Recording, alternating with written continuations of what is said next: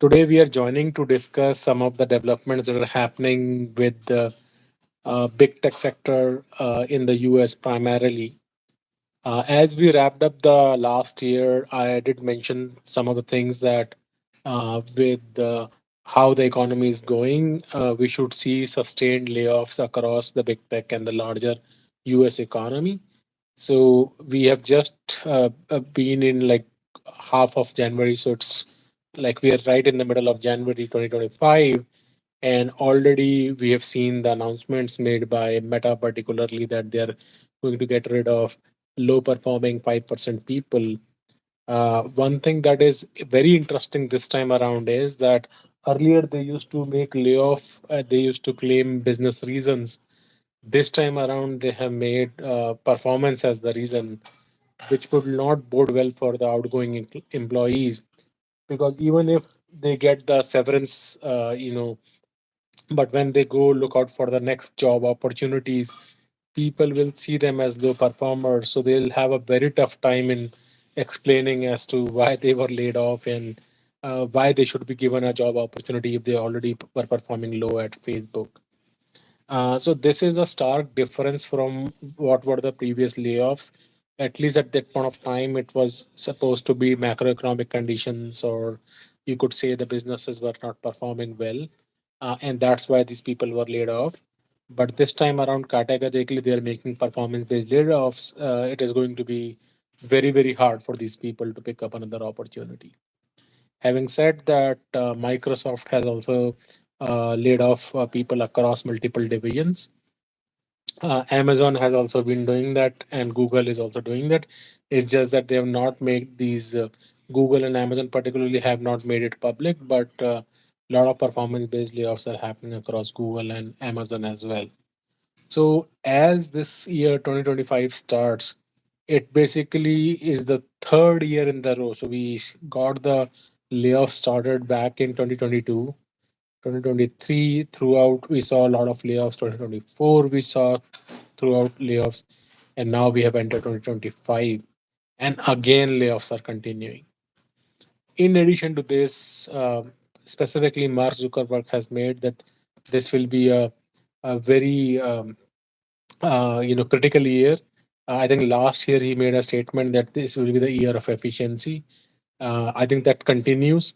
He has made that this year also is going to be very critical, and people would be expected to perform at a very high level. He's raising the bar. So I'm. Let me read a message. Eduardo Barajo, hi. If you have any question, Eduardo, please feel free to ask. I'll be happy to answer simultaneously. But at the end of the day, what I wanted to say is that Meta has announced this, and you make it a point that whenever one of these major big tech players makes some announcement or does layoffs, you would see there is a pattern that it follows through all the other major big tech companies, whether it is Amazon, Google, or even if you think about like Microsoft, any of these companies, all of them actually start doing the same thing. So since this last year Meta mentioned it is the year of efficiency, and it is this year they have again mentioned as a year where they are going to continue to raise bar, means there are more layoffs and more pain coming as we go forward. Not only this, he has also mentioned, like Mark Zuckerberg, that he's going to get rid of a lot of mid-level engineers.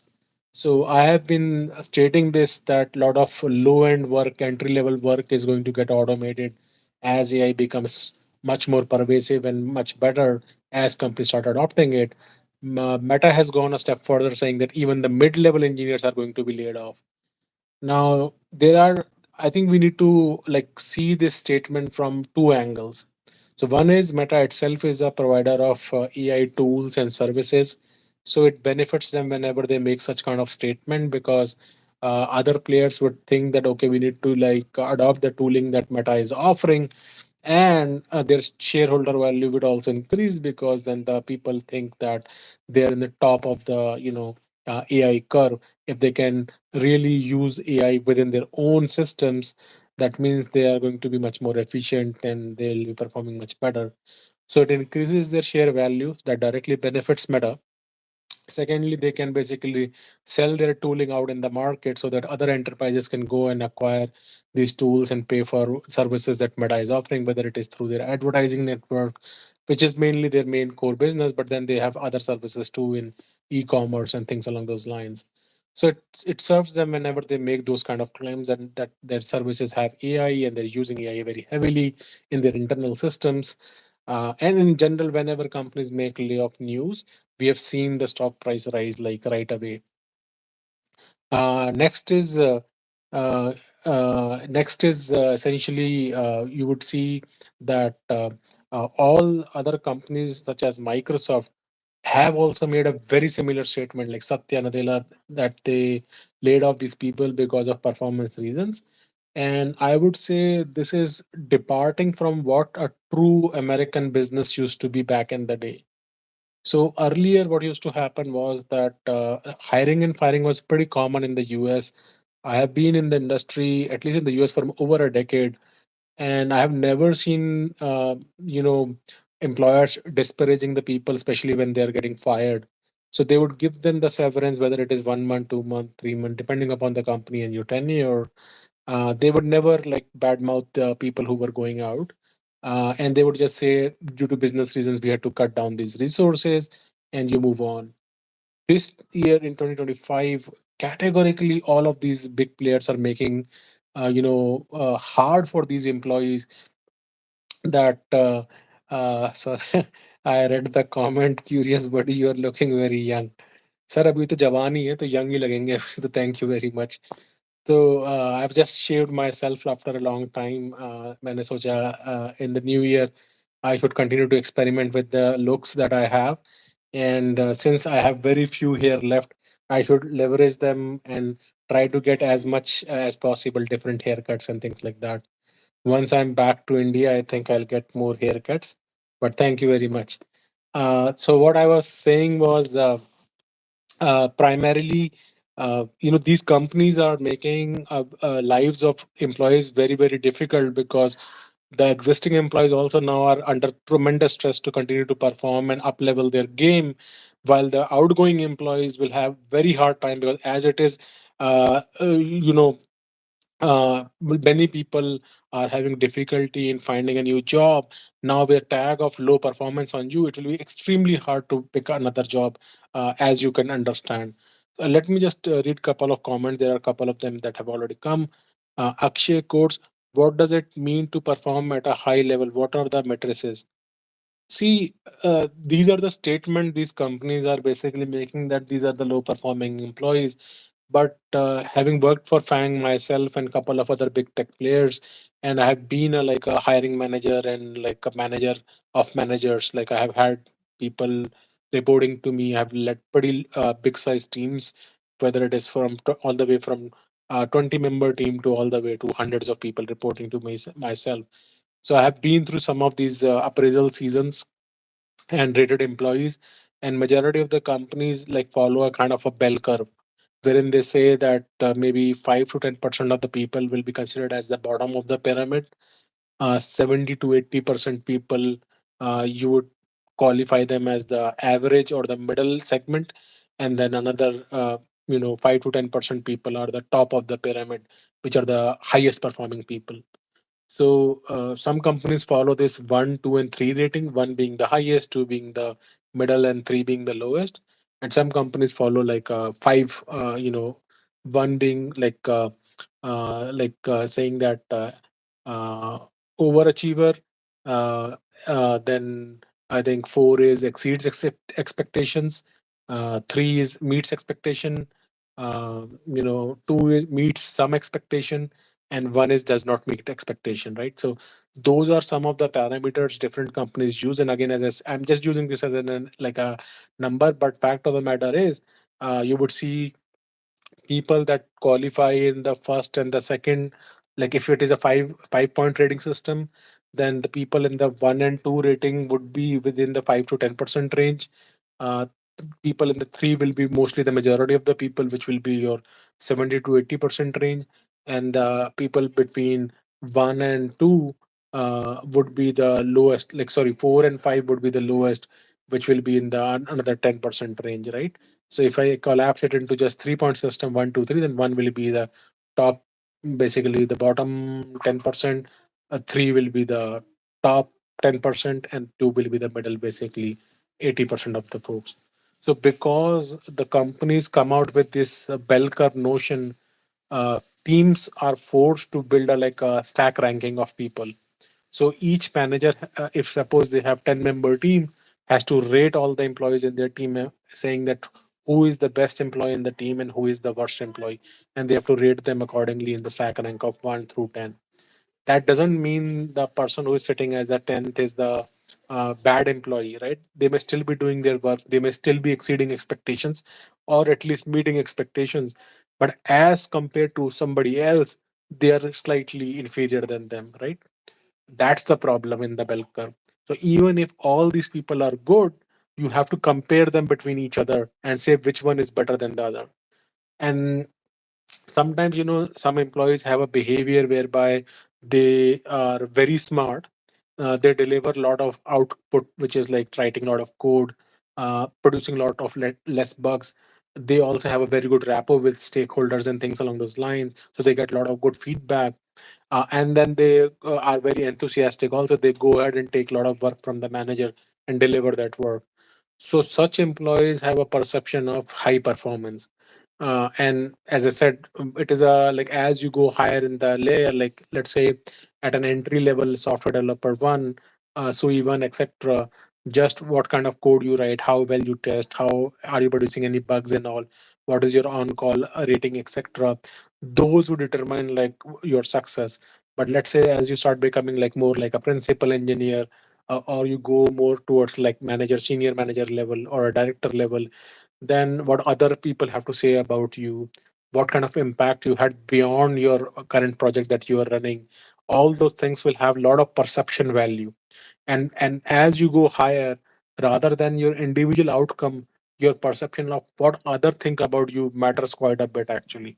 So managers have to put all this perception parameters, etc., and then basically assign you a rating. So think about it, as a manager, you have to rate 10 people in your team. So definitely there will be biases also, right? Like you may like certain people, you may dislike certain people. So that way also you will basically rate them. And that is why, I've made couple of podcasts. You should check it out, that you have to maintain a very good relationship with your manager. So manager can make or break your story in any organization. It doesn't matter whether you work in Meta or Amazon or Google. I mean, of course, organization culture definitely plays a big role, but most often than not, your manager is the one who will put forward your career for a promotion, or to firing you name for yourself, or giving you the right rating, or giving you the bonus. All those things are highly determined by the manager. But sometimes, managers are not empowered quite a bit, so these bell curve ratings and all are pushed on by the senior management or the HR. So sometimes it is not in their hands. Similarly, the bonuses, like how much money will be given, is also pushed on by the HR or the higher level ups. So again, managers may not have enough power in their hand. And similarly, when these firings are happening, again, managers may not have higher hand. But because managers are the one who rate the employees as a bottom performer or the high performer or the top performer, then companies can choose that anybody who was considered as a low performer should be fired. There's not much a manager or anybody else can do in that fashion, because this could be just randomly they can do a like a survey of the HRMS system, whatever you're using, like Workday or PeopleSoft or whichever HRMS system is available in your companies. HR can run a query, bring in all the ratings for the last year, and whosoever has the lowest rating are immediately terminated. Sometimes these kind of things also happen. So, but it is a lot of nuances are there. As I said, like even if you are termed as low performer, doesn't mean you are low performer. You have been termed low performer within that ambit of context. Like in that specific team, there were other people who seem to have performed better than you. And again, as I said, performance in various is based upon various parameters. Maybe you were in a very complex project, or maybe your manager was very demanding. Maybe project was set up to fail. It didn't have good matrices and things along those lines. So a lot of those things happen. And generally, if a person is smart, works well, etc., they are generally good. It's just that sometimes you are in just a very competitive team, and sometimes you can't do much about it. So people get fired all the time. As I said earlier, also people used to get fired like 5-10%. Companies kind of keep getting rid of them like pretty much every year. This time they're making public announcement is the bad thing. Actually, they shouldn't be doing that. So Microsoft has already done it. Meta is already done it. Uh, Google and Amazon are already doing in the backhand. They have not made it public as of yet. So next comment is from Ayush Thakur. मेरा दोस्त रात को 2 peg मारने के बाद sir मैं पीता नहीं like I don't drink I am a pure vegetarian non alcoholic non smoker and trying to reduce my weight as well. But I think you are making this comment with respect to me, but I don't know. Uh, so curious, buddy. I already thank you about that. Akshay, I think you asked this question again. High level performance at Fang. Curious, buddy. Would you still choose computer science as a career in 2025 if you were 20 years old again? It's a pretty good question. Yes, I think I would still choose computer science if I were to start my engineering in 2025 all over again. But maybe, I'll not concentrate purely on computer science. I would have electrical engineering and computer science, or electronics or computers. I'm not sure if in India you have those options right now, but when I was doing my engineering, we had even though my engineering was considered as computer science and engineering, it had a lot of like electronics and electrical courses in my 4-year engineering. I know in the last few years they have focused computer science more on the information technology side of things, wherein their focus is more on languages like Java, C++, .NET maybe, and not necessarily on the core fundamentals of electronics, electrical, computer hardware, and discrete mathematics, data structures, and algorithms. So I would still go ahead with computer science, provided that we have good understanding of electrical and electronics engineering as well. Because I think what we forget is that computer science is not just the programming. The beauty of like computer science is you need to understand what is the underpinnings of operating system, computer networks, databases, and you need to be able to understand what is an assembler, like how do like computers really operate, right? Because discrete mathematics, right? Like what are the fundamentals of data structures and algorithms? I think if you understand them holistically, you can pick up any programming language as you wish. You can also leverage the same information to apply it to multiple different domains, including like quantum computing is coming up, right? Though it is quite a bit focused on physics, quantum mechanics and quantum physics, right? But then it has a computer element to it as well.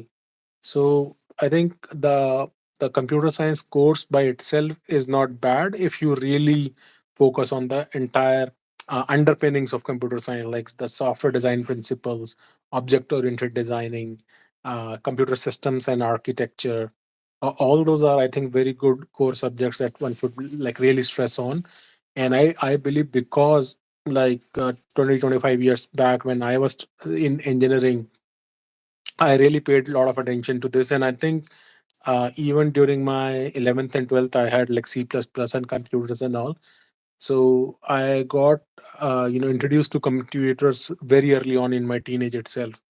So I think it really helped me like build my career, build my perspective. And maybe, at that time, I also had very strong interest in like physics and mathematics as such and chemistry. So I think I have a very good grounding in all the subjects. So I would encourage young people who are starting out their career. They can still continue to choose computer science in 2025, but then they should also like pick up other domains, whether it is electrical or electronics, and maybe physics, chemistry, whichever is your area of interest. Because as we move forward, as a lot of this programming starts becoming automated, there would be loss less expectation from people to be able to write programs, but I think the focus would be to really think critically, think independently, come out with innovative solutions. So computer architecture, system design will still be very very much required, and people who have that will be very very helpful. Secondly, I think I've made another podcast about product sense. So people who have product sense will definitely stand out from people who can just write technical concepts and technical architecture. But people who can like understand the business requirements, generate business outcomes, they will be very much required. I think that's where the focus should be. So kindly pursue those kind of things. But at the end of the day, I would like to say is that this layoff season has begun. I just was reviewing some of the jobless claims. It seems the number of unemployment claims has risen last week here in the US. But again, the news is that overall unemployment is not that high in the US. The thing is, right, a lot of these companies, whether it is Meta or Google, Amazon, etc., have been continuously laying off people from the last 2 to 3 years. Now it is almost 2.5 years, I will have to say. So it instills a lot of fear in the existing staff members that are sitting in the company. They have to work extremely hard because they have a lot of pressure from their superiors that they themselves can get fired. And next is, if you think about the people who are trying to get into these companies have very hard time because they are now competing with existing people who are trying to save their jobs. Then there are people who have been fired in 22, 23, 24. They're also competing for the same job. And then every year, new, engineers are also being pumped out from MS and BS programs who are also competing for the same post. So I think Q1 of 2025 is also going to be pretty challenging time for us. I was already seeing this. Anyone who has seen my podcast from November, December last year can attest to the fact that I already made this prediction that in Q1 of 2025, also these companies will continue to lay off people. They do it before Thanksgiving and between Thanksgiving and before holidays in December. And then when you come back, again, a lot of people see this layoff news, etc. So I think we'll have to see some of the statements that both Satya Nadella and Mark Zuckerberg have made with respect to that. They are going to automate a lot of stuff, and a lot of these AI agents will take up the jobs of software engineers. So I already made a podcast. You can check it out, wherein I talk about AI will eat your lunch for white collar jobs, and robotics will eat your dinner for blue collar jobs. But my timeline is more towards 2030. It is not going to happen like immediately, but these companies will continue to make those kind of narratives and these statements because it helps them like improve their stock prices, and it gives them an excuse to keep cutting more people. As you know, in all these big tech companies, there are a lot of duplication, like maybe triplication, quadplication, because multiple different departments would be running same or very similar projects, and they can easily cut those projects, right? So each of these companies, whether it is Google or Amazon or Meta or like Microsoft, have like maybe 25%, 30%, sometimes even 50% capacity, which is doing redundant work or not core work. And if you go to like banks and retailers and all, this number can go to even like 60%, like even 50%. They are even more inefficient in the ways they work. So when they cut like 5-10% people, that's not a big deal. They can cut it any day. I also suspect that this year we would see a lot of consolidation of startups because many startups still thus far are not profitable. So it would be very, very difficult for them to sustain because at the end of the day, the mortgage rates are still high. And already 2.5 years have passed, and we have not seen the rates come down as people would have expected they should. Macroeconomic conditions still remain quite volatile. and I expect that this year 2025 in India we should see a lot of consolidation of startups. So already the funding levels have gone down in India quite considerably, and all these startups you see now we are not even seeing the news of any new unicorns being formed in India.